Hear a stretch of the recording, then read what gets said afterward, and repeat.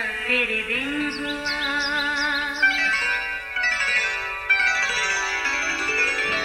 नया फिर दिन हुआ, पुरानी रात का करे सो शुक्र हम खुदा की जात का, खुदा की जात का नया फिर दिन हुआ।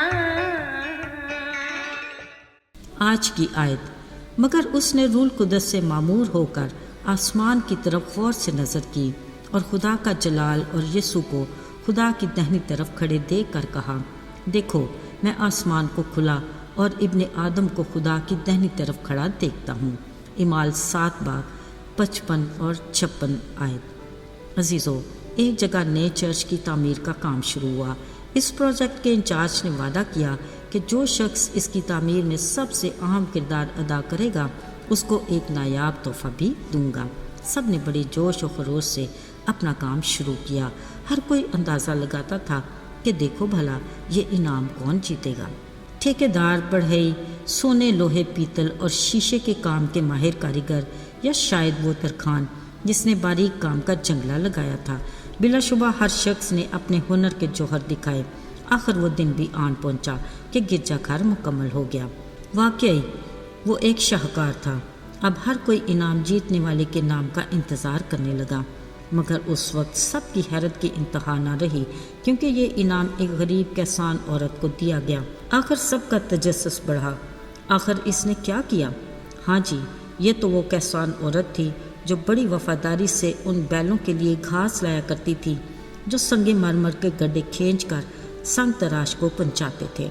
अजीज़ों, छोटे छोटे काम और गैर मारूफ अफराद जो पसे पर्दा काम करते रहते हैं, आसमान पर बैठे खुदा की निगाह में पसंदीदा और बड़े अहम होते हैं। साथियों, ये नज़ुल रूल कुदस के बाद का दौर है जब यीशु के शागिर्द बड़ी दलेरी से मुनादी करते थे। रोज़ बरोज़ बहुत से लोग ईमान लाकर जमात में शामिल होते गए और इब्तदाई कलीसियाएँ तरक्की करती गईं। यूँ खुदावंद के खौफ और रूल कुदस की तरक्की पर चलती और बढ़ती गईं। ऐसे में जमात में खबरगिरी के इंतज़ामात किए जाने लगे। मगर जैसे जैसे शागिर्दों में इजाफा होने लगा तो यूनानी माइल यहूदी शिकायत करने लगे कि रोज़ाना की खबरगिरी में बेवाओं के बारे में कुछ गफलत होने लगी है। ये बात सबके लिए परेशानी का बायस बनी। लिहाजा उन्होंने आपस में सलाहकारी से 7 लोगों को ख़ास इस मकसद के लिए चुन लिया। इनमें एक स्तिफनस भी था। ये सब नेक नाम, रूह और दानाई से भरे थे। खिदमत गुजारी यानी खाने पीने के काम के लिए मुकर्रर किए गए ताकि कलीसिया में कोई भी बदनस्मी ना हो और दुआ और कलाम की खिदमत में भी कोई खलल ना पड़े। अजीज़ों, गौरतलब बात तो ये है कि स्तिफनस जो कलीसिया में पसे पर्दा बेवाओं की खबरगिरी और खाने पीने के इंतज़ाम के ग्रुप में शामिल था, वो फजल और कुव्वत से भरा लोगों में अजीब काम और निशान भी जाहिर किया करता था। वो बड़ी दलेरी से खुदा के कलाम से भी लोगों को आगाह करता। अब जो उसके कलाम का मुकाबला ना कर सकते वो उससे बहस भी करते थे। फिर जब कोई जवाब ना बन पड़ता तो उसके खिलाफ हो जाते थे। आज भी स्तिफनस की बातें सुनकर सरदार काहिनों ने कुछ लोगों को सिखाया कि इसको सदर अदालत में ले जाओ और कहो कि इसने मूसा और खुदा के खिलाफ कुफर की बातें की हैं।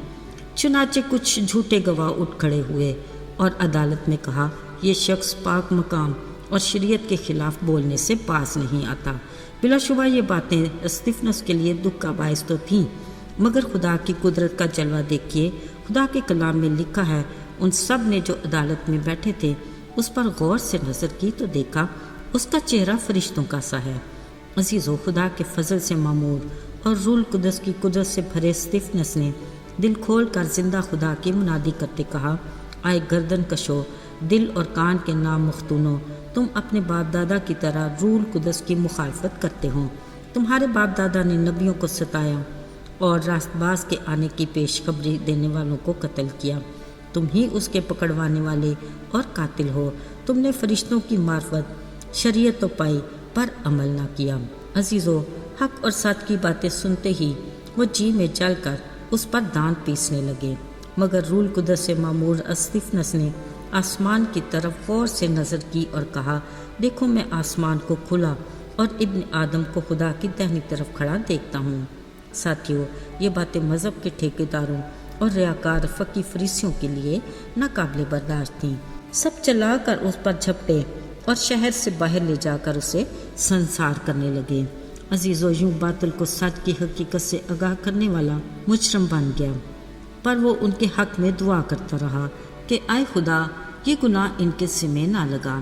پھر گھٹنے ٹیکے کہا، اے خداوند یسوع، میری روح کو قبول کر، اور یہ کہتے سو گیا۔ یقیناً خدا سے اس نے اپنا قیمتی انعام پا لیا، جس کا وہ اصل میں حقدار بھی تھا۔ عزیزو، استفنس کا یہ ناقابل فراموش کلام مقدس کا سچا واقعہ ہمارے لیے بے نظیر مثال ہے۔ آج ہم میں سے کوئی جس میں چھوٹے بڑے عہدے خدمت پر مامور ہیں، ہمیں اپنی ذمہ داری کو ایمانداری اور وفاداری سے سر انجام دینے کی ضرورت ہے۔ ہمیں خود کو مکمل طور پر خدا کی مرضی کے مطابق اس کے قادر نام کو عزت اور جلال دینے کے لیے وقف کرنا چاہیے۔ حق اور سچ پر مضبوطی سے کھڑے رہیں، اور جہاں موقع ملے زندہ خدا کے نام کی منادی دلیری سے کریں، تاکہ ہم اپنے خدا سے ہمیشہ کی زندگی کا قیمتی انعام پا سکیں۔ آئیے دعا کریں۔ اے جلالی خداوند، تو کس قدر عظیم خدا ہے۔ ہم اپنی ذات میں خاک اور راکھ ہیں، ہمیں اپنے میں مضبوطی عطا کر تاکہ ہم دلیری کے ساتھ تیری گواہی دینے کے لائق ہوں۔ یسوع کے فتح مند اور مبارک نام میں آمین۔